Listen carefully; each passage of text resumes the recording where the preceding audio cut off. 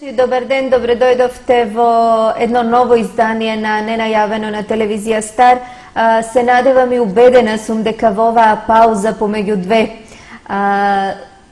игри, што се вели помеѓу две утакмици по наше кажано на светскиот мондијал, дека ова што ние денес и во овој момент како содржина ќе ви го понудиме ќе биде не само големо освежување, туку и тема која што убедена сум ќе предизвика лавина на реакции во смисла на тоа да нешто за кое што ќе се зборува, ќе се дискутира и нешто за кое што верувам ќе биде ново во однос на она што досега како податок сме имале можност да го слушнем, а се однесува на древните македонци.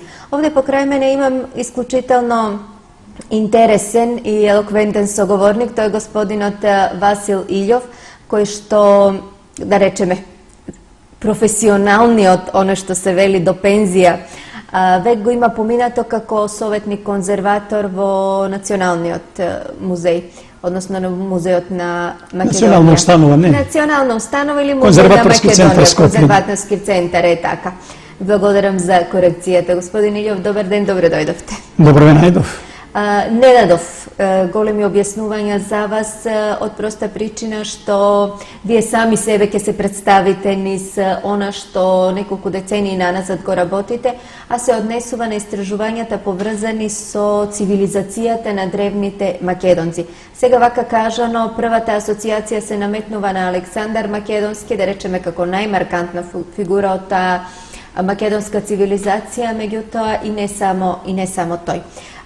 Би замолила да го започнем овој разговор со оние сознанија кои што вие ги имате за, да речеме, потеклото или времето во кое што таа древна македонска цивилизација или потеклото или времето во кое што на овие наши простори се развивала цивилизацијата.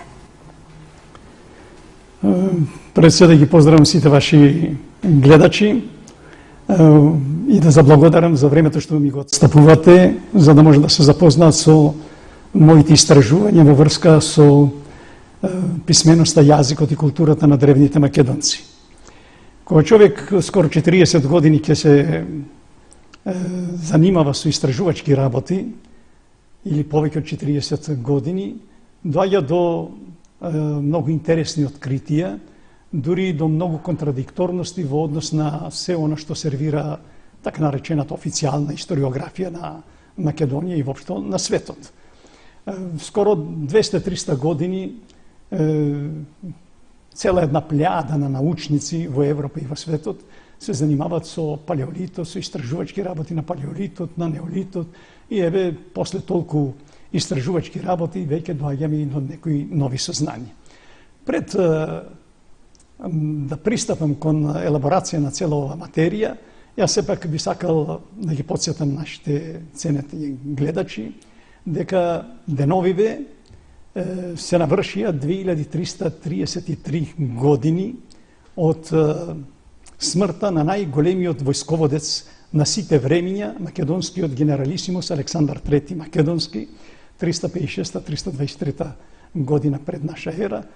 Тоа беше на 10, според едни податоци, на други на 13 јуни ова година.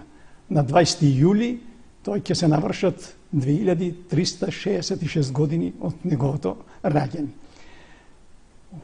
Тоа е една огромна цивилизација која создадоа древните македонци и човек кога вака кога го припремав јас тој филтон, тоа беше објавен некаде 1992 година. Во тоа време е објавено како нови сознанија за Александар III Македонски, нели, зборував за Александрија како македонска хламида, зборував за битката кај Гавгамела, за македонско довикување, за секој се чувствувал македонец, светот го освојувам за македонците, тоа не се мои наслови, тоа се наслови кои се земени, да речеме, од Плутарх, конкретно најголемиот старогрчки историчар на тоа време, да речеме. Добро, да, еден од историчарите, некои во тоа време поминале некаде околу 850 библиографски единици, за да на крај дојдам до сознание дека освен некои 5-6 извори, се другото е интерпретација или прераскажување или некои други конотации кои се давале на тие извори. Кој ово го кажувам, значи кај Хирканија, некаде пред елитните македонски корпуси од 20.000 пешадинци, 3.000 конјаници, Александар III Македонски свечено изјавил: јас за македонците светот го освојувам, или јас светот го освојувам за македонците.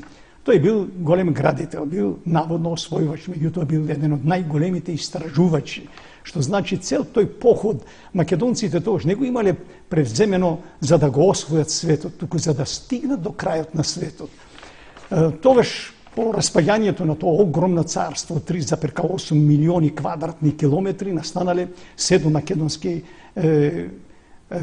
кралства според некои, според други 4 македонски царства и 3 македонски кралства, кај што генералите на Александар Македонски нели го ја создале таа ера на македонизмот, за кое што јас во тоа време, ако камерата може тоа да сними, нели, десидно стои, нели, ерата на македонизмот. Тоа е објавено во септември 1992 година, зашто добив тоаш многу укори, нели, од тогашните археолози, историчари и така натаму.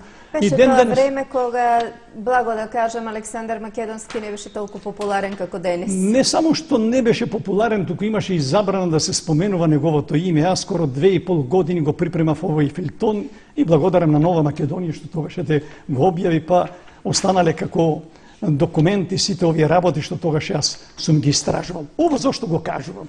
Затоа што кога сета таа работа сум ја истражувал, дојдов до некои контрадикторности.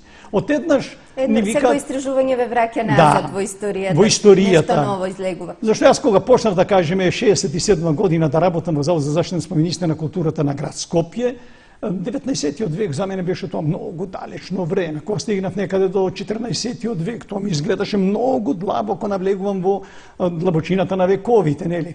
Кога стигнав некаде таму до 10. 9. век, тоа за мене беше нешто фасцинантно. Кога стигнав до Александар Македонски, кога ми се отвориле, нели, ги срушив зидовите, ми се отвориле сосема поинакви хоризонти, тоаш дури нели многу исмејување имав и така натаму. Меѓутоа јас упорно си го трасирав тој пат во струката и во науката, благодарејќи на новите артефакти, на истражувачките работи, на сознанијата кои ги добивав од читање на изворите, и еве полека дојдов до тоа сознание дека не можеше еден македонски народ, за кој што тврда дека наводно немал јазик, немал култура, наводно македонскиот јазик изумрел некаде таму во 3. век пред наша ера и така натаму, тоа некако не се вклопувало со сознанието дека не може еден неписмен народ да создаде едно царство 3,8 милиони квадратни километри.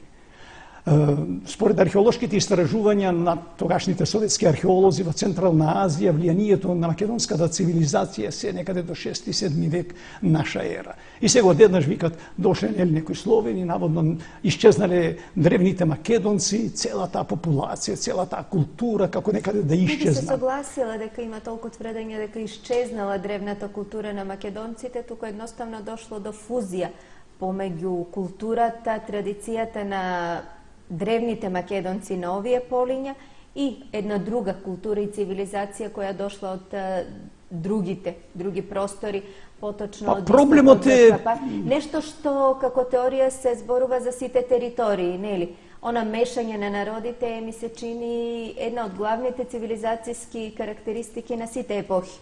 Проблемот е што не исчезнала и не се споиле тие различни наводно цивилизации, туку постои еден континуитет. За да стигнеме до таква една... Сега да се вратиме на тоа кога почнува и како... Значи, за да стигнеме до таква една работа, до такви едни сознанија, се потребни континуирани истражувачки работи на повеќе простори во Европа, Азија, Африка, како најблиски континенти, да кажеме, до таа древна македонска цивилизација која фактички била на тие 3 континенти распространета со тие 3,8 милиони квадратни километри.